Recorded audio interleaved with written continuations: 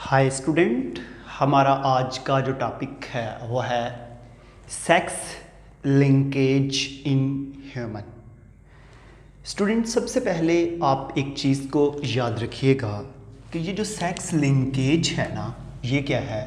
मैंने आपको ड्रोसोफिला मेलानोगैस्ट्रस जो था उस टॉपिक के अंदर एक चीज़ डिस्कस की थी कि हमारे पास ऐसे ट्रेट जो एक्स क्रोमोसोम के साथ अटैच होते हैं उनको हम कहते हैं सेक्स लिंक्ड ट्रेट्स। ठीक है जी, जो एक्स क्रोमोसोम्स के साथ अटैच होते हैं उनको हम बोलते हैं एक्स लिंकेज या सेक्स लिंकेज।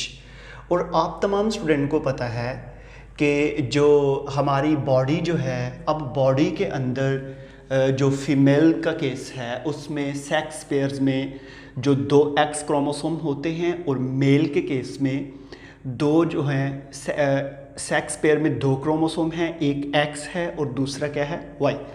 अच्छा, सेक्स लिंकेज के अंदर हमने जो एक्स के रिलेटेड ट्रेट हैं उनको स्टडी करना है। तो यहाँ पे मैं दो चीज़ें आपको बता दूँ, एक्स लिंक्ड डोमिनेंट ट्रेट और x linked recessive trait. Student, बात इस तरह है कि कुछ ऐसे ट्रेट हैं जो एक्स क्रोमोसोम के ऊपर हों डोमिनेंट फॉर्म में, कुछ ऐसे ट्रेट हैं जो एक्स क्रोमोसोम पे हों रिसेसिव फॉर्म में तो डिजीज़ होती है, कुछ ऐसे हैं जो डोमिनेंट फॉर्म में हों तो फिर डिजीज़ होती है। उनके बारे में हमने देखना है। तो यहाँ पे एक चीज़ और आप देखते जाएं कि जब भी आप इसको देखें तो हमारे पास है एक्स लिंक्ड डोमिनेंट ट्रेट। अब ये जो हमारे पास एक्स लिंक्ड डोमिनेंट ट्रेट में जो आएगा वो आएगा हाइपोफॉस्फेटेमिक रिकेट्स। ठीक है, और या इसको हम कहते हैं विटामिन सी रेजिस्टेंट रिकेट्स। ठीक है, ये एक ऐसा ट्रेट है जो एक्स क्रोमोसोम पे होता है और ये डोमिनेंट फॉर्म में हो जीन तो तब ये डिजीज़ होती है। उसके बाद है एक्स लिंक्ड रिसेसिव ट्रेट। इसमें दो हमने डिस्कस करने हैं, एक है हीमोफीलिया और दूसरा है कलर ब्लाइंडनेस। ये जब एक्स क्रोमोसोम पे दोनों रिसेसिव फॉर्म में हों तो फिर हमारे पास जो है डिजीज़ होती है। तो मुझे स्टूडेंट ये बताएं कि मैंने आज फिर एक्स लिंक्ड के रिलेटेड टोटल कितनी डिजीज़ डिस्कस करनी है? 2 ऐसी जो रिसेसिव फॉर्म में जीन हो तो डिजीज़ होती है, 1 जो डोमिनेंट फॉर्म में हो तो एक्स के ऊपर तो डिजीज़ होती है। तो मुझे ये बताएं, रिसेसिव फॉर्म में 2 होती हैं, कौन कौन सी? हीमोफीलिया, दूसरी कलर ब्लाइंडनेस, और डोमिनेंट फॉर्म में कौन सी होती है? हाइपोफॉस्फेटेमिक रिकेट्स या विटामिन सी रेजिस्टेंट रिकेट्स भी उसको हम कहते हैं। ठीक है जी, तो सबसे पहले हम बात करते हैं जेनेटिक्स ऑफ हीमोफीलिया। सबसे पहले हम हीमोफीलिया को देखना है। ये जो हीमोफीलिया डिजीज़ है ये कैसे होती है, इसके सिम्टम्स क्या हैं, इसके रीजंस क्या हैं, इसकी जेनेटिक्स क्या है, इसकी टाइप्स कितनी हैं। तो मेरी बात तमाम बच्चे यहाँ पे ज़रा गौर से सुने कि हीमोफीलिया जो है ये बेसिकली है क्या। बात इस तरह है कि जब आपकी बॉडी पे किसी भी जगह पे कट लग जाए, जब आपकी बॉडी पे कट लग जाए तो कट लगने के बाद जब वहाँ से ब्लड बहता है तो आपको पता है 2, 4, 5 मिनट के बाद वहाँ पे ब्लड क्लॉटिंग होती है और खून का बहना जो ब्लीडिंग है वो रुक जाती है। ऐसा ही है। लेकिन कुछ ऐसे लोग हैं जिनकी बॉडी पे माइनर सा कट लग जाए, उनसे जब ब्लीडिंग होती है तो वो ब्लीडिंग रुकती नहीं है, माइनर से कट की वजह से इंसान की डेथ हो जाती है। ठीक है जी, तो ऐसे लोग जिनमें ये डिजीज़ हो उनको कहते हैं, उस डिजीज़ को कहते हैं हीमोफीलिया।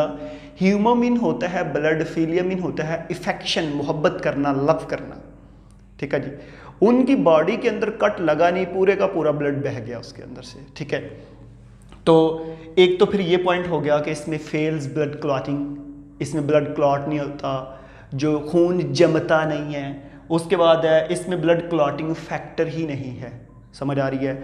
मीन के वो प्रोटीन फैक्टर जो ब्लड की क्लॉटिंग करता है, आपने फर्स्ट ईयर के चैप्टर 14 में पढ़ा था जब कैरेक्टरिस्टिक्स ऑफ ब्लड पढ़ रहे थे तो वहाँ पे आपने पढ़ा था कुछ ऐसी प्रोटीन्स होती हैं जब ब्लड क्लॉटिंग होती है तो उसमें इनमेंश करती हैं रेड ब्लड सेल को, और वहाँ पे हील अप का प्रोसेस होता है, या ब्लड की जो है वो क्लॉटिंग के बाद ब्लड का बहना जो है वो स्टॉप हो जाता है। तो हमारे पास जो है ये कुछ मैंने आपको बता दिया कि वो नहीं बहता। अब मैं आपको बता दूं आपकी बॉडी के अंदर ना नॉर्मल जीन जो है डोमिनेंट फॉर्म में होता है कैपिटल एच, और जब वो रिसेसिव फॉर्म में होगा तो उसको क्या बोलते हैं स्मॉल एच। मुझे ये बताएं हीमोफीलिया कैपिटल एच की फॉर्म में डिजीज़ होगी या स्मॉल एच की फॉर्म में? स्मॉल। स्मॉल क्यों? क्योंकि ये बेसिकली एक रिसेसिव डिजीज़ है।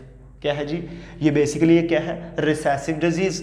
तो स्टूडेंट फिर अब मैं आपको एक सबसे पहले मैंने आपको इसके सिम्टम्स के बारे में बताया, इसके सिम्टम्स क्या हैं, और इसके जीन्स के बारे में बताया। अभी मैं आपके साथ डिस्कस करता हूँ इसके टाइप्स।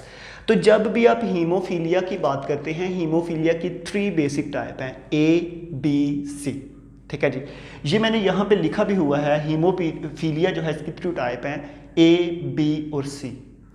इसमें से जो सबसे कॉमन है वो A है, 80%। जो हीमोफीलिया मैक्सिमम ह्यूमन पॉपुलेशन के अंदर एग्जिस्ट कर रही है वो 80%, B जो है वो 20% और C जो है वो 1%। बताने का मकसद ये है कि हमारे पास सबसे ज़्यादा फिर कौन सी टाइप होगी?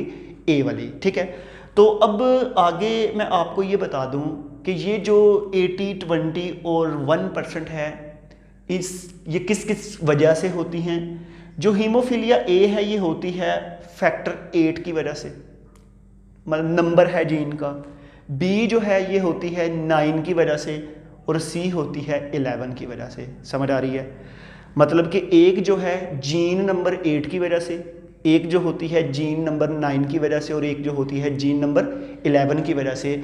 अब स्टूडेंट अगली बात ये है कि जो जीन 8 और 9 मीन के फैक्टर 8 और 9 है ये कहाँ पे होते हैं? ये क्रोमोसोम नंबर X पे हैं।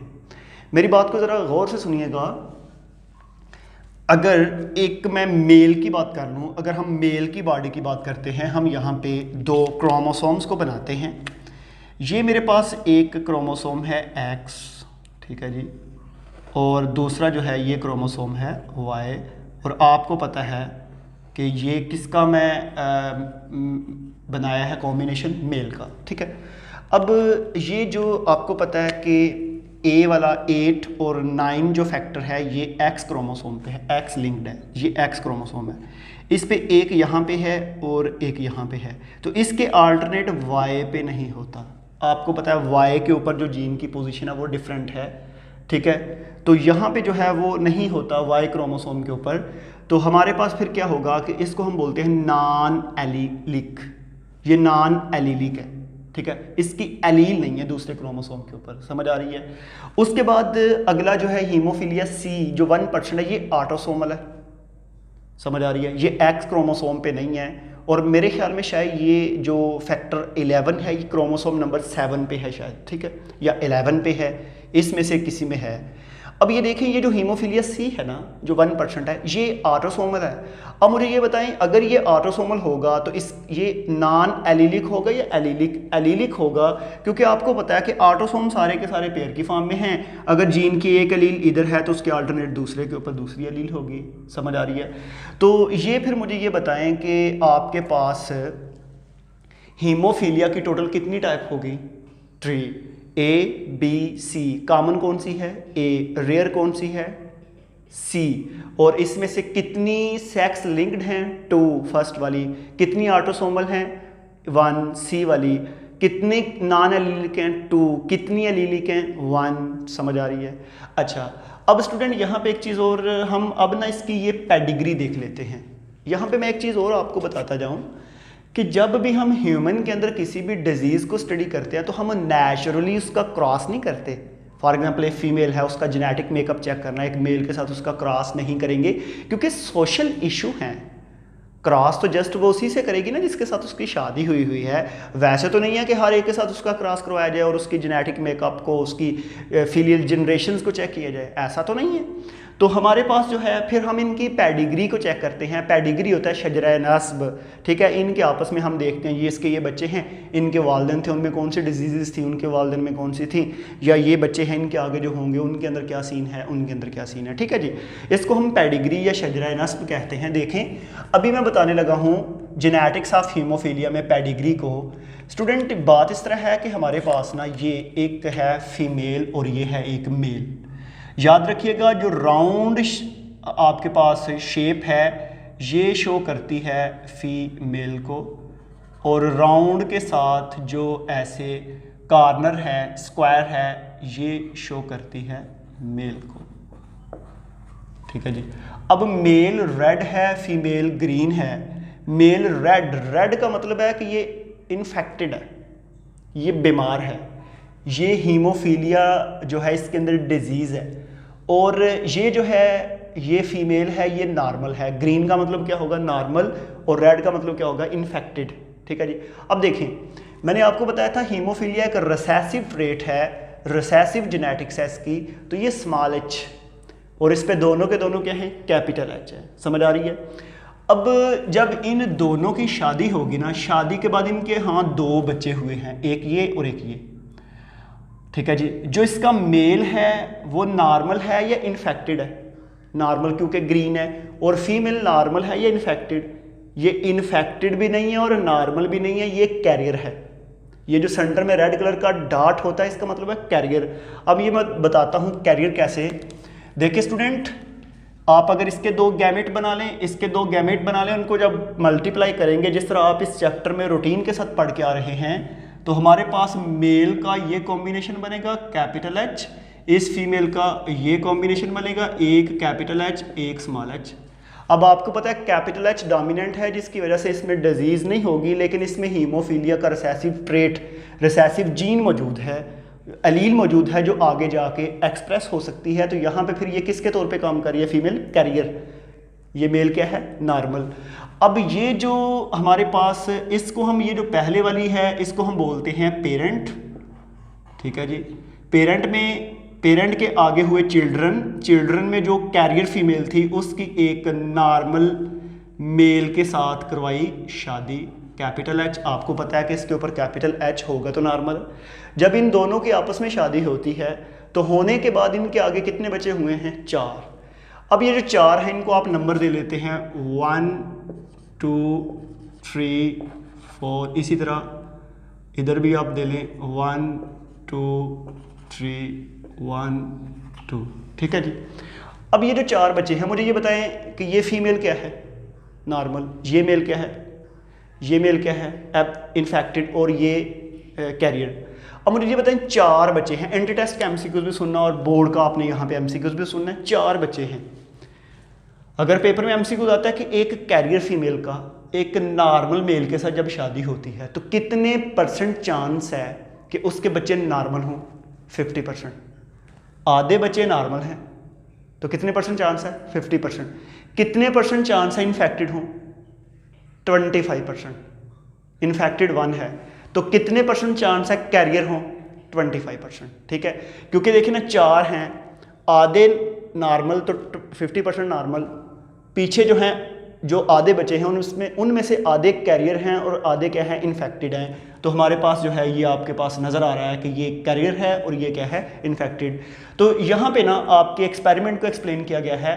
यहाँ पे अक्सर बच्चे कंफ्यूज होते हैं, वो जो एक्सपेरिमेंट की एक्सप्लेनेशन है उसमें ये है कि फॉर एग्जांपल हमारे पास लाइन नंबर 1 का इंडिविजुअल 1 और 2 है, जब उनका क्रॉस हुआ तो लाइन नंबर 2 में हमारे पास 2 एनिमल्स पैदा हुए, एक नॉर्मल मेल है, दूसरा कैरियर फीमेल है। कैरियर फीमेल का लाइन नंबर 2 वाले का एक नॉर्मल जो है वो मेल के साथ जब आपस में क्रॉस होता है, इसको हम सिबशिप भी कहते हैं, रिश्तेदारी। जब इसका रिश्ता इसके साथ होता है तो फिर इसके आगे कितने बेबी होते हैं, 4, ठीक है।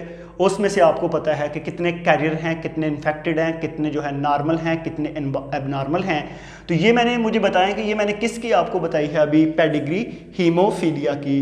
तो स्टूडेंट हम हीमोफीलिया की जेनेटिक्स को यहाँ पे वाइंड अप करते हैं। नेक्स्ट वाले टॉपिक में हमने स्टार्ट करना है जेनेटिक्स ऑफ कलर ब्लाइंडनेस।